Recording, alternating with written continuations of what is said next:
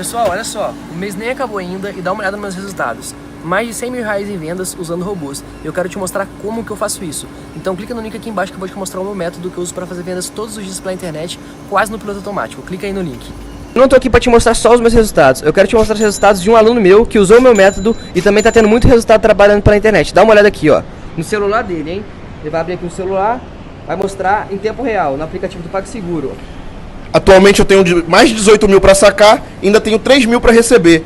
O método do João Pedro realmente funciona e mudou a minha vida. E falando em vendas, olha só os resultados do meu dia de hoje. E olha que o dia ainda está começando.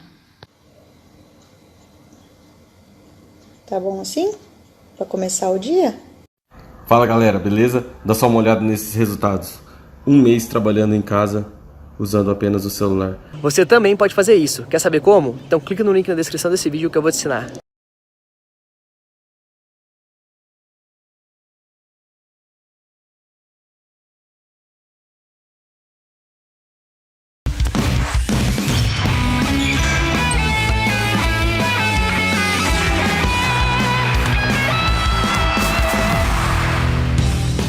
Olá, muito boa tarde para você. Faltam só 3 rodadas para acabar o Brasileirão e a reta final tá emocionante demais. Para Flamengo e Inter vale liderança, para o Vasco vale fugir do rebaixamento. A gente vai falar desse jogo já já.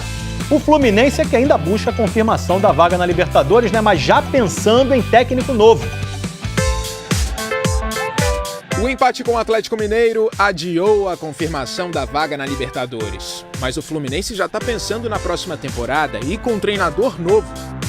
Roger Machado, que foi demitido pelo Bahia em setembro. A diretoria do Fluminense espera apenas o fim do Campeonato Brasileiro para anunciar o acerto, que já está apalavrado. Marcão voltará a ser auxiliar. É um cara super do bem, um cara trabalhador.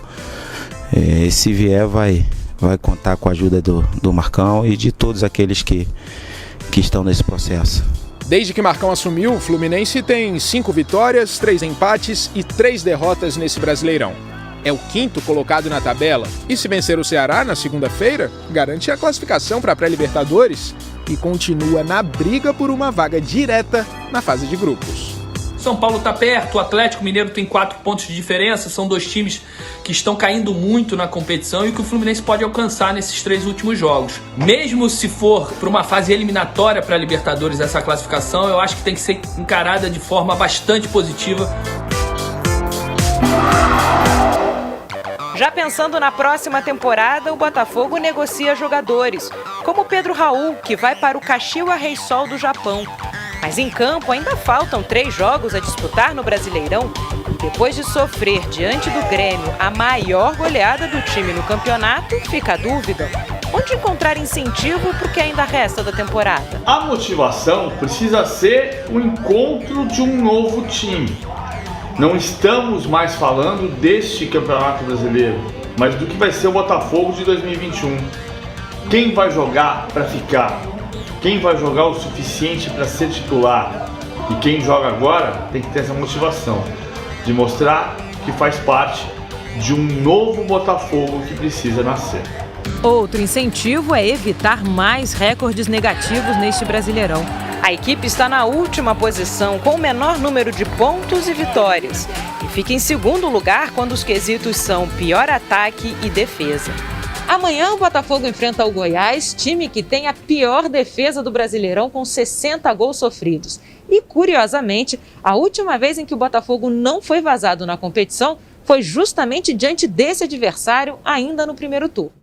O jogo terminou em 0-0, um resultado que hoje pouco interessa ao Goiás, que ainda luta contra o rebaixamento, e ao Botafogo, que já pensa no futuro.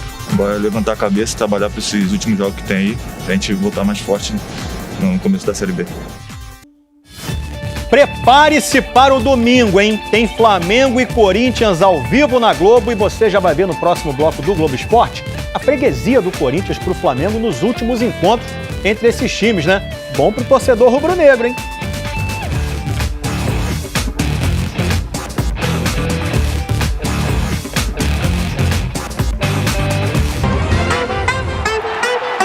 No domingo, a briga pelo título do Brasileirão ganha um novo capítulo. Enquanto o Flamengo recebe o Corinthians no Maracanã, O Inter enfrenta o Vasco em São Januário e a dica de hoje pro Cartola veste colorado. Yuri Alberto, o melhor atacante visitante do segundo turno. Nos últimos 5 jogos do Inter fora de casa, o cara marcou 5 gols. E o melhor, hein? Tá saindo por menos de 5 cartoletas. E esse líder internacional é o próximo adversário do Vasco no domingo. No fim da temporada, Abel Braga reencontra a camisa que defendia quando ela começou. Herdou o time de Vanderlei Luxemburgo, que depois de salvar o Vasco do rebaixamento em 2019, foi para o Palmeiras. O aproveitamento do Abel no Vasco foi baixo, na casa dos 40%, com apenas 4 vitórias em 14 jogos. Mas a passagem ficou marcada por uma frase. Foi lindo, cara. Foi quando ele conseguiu enxergar beleza na atuação do time, apesar da derrota para o Flamengo pelo Campeonato Carioca. E os vascaínos não gostaram nada de ouvir. Bonito mesmo é o que o Abel anda fazendo no Internacional, com 11 vitórias em 19 jogos. E nas redes sociais, o Inter até brincou com a frase numa boa fase, depois da goleada sobre o São Paulo.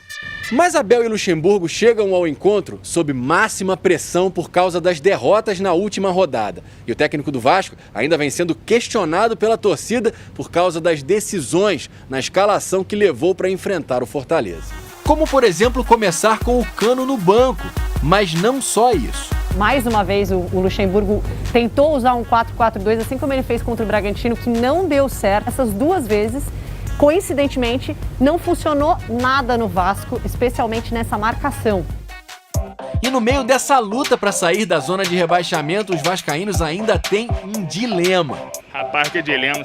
O dilema de torcer por uma vitória do Vasco com duplo efeito. Ajudar o time a se salvar e o maior rival a ser campeão. Não sei, meu irmão, vai ter um que vai torcer para um lado, outro para o outro, quer torcer pro Flamengo. Nunca. Se tiver que ajudar o Flamengo, é o jeito, né? A gente não queria, mas o que importa é permanecer na primeira divisão. Não, o Flamengo não vai ser campeão não, o Inter vai ganhar ainda, calma. O Flamengo anunciou hoje a contratação do zagueiro Bruno Viana. Ele estava no Braga de Portugal, chega por empréstimo até o fim do ano. Ele tem 26 anos e foi revelado pelo Cruzeiro. Domingo tem Flamengo e Corinthians, ao vivo na Globo. E chama e grita, Zé Boteco, poxa, obrigado por 2009, pô, e eu acho bacana, né? Zé Boteco era o apelido de José Roberto de Oliveira, mais conhecido como Zé Roberto.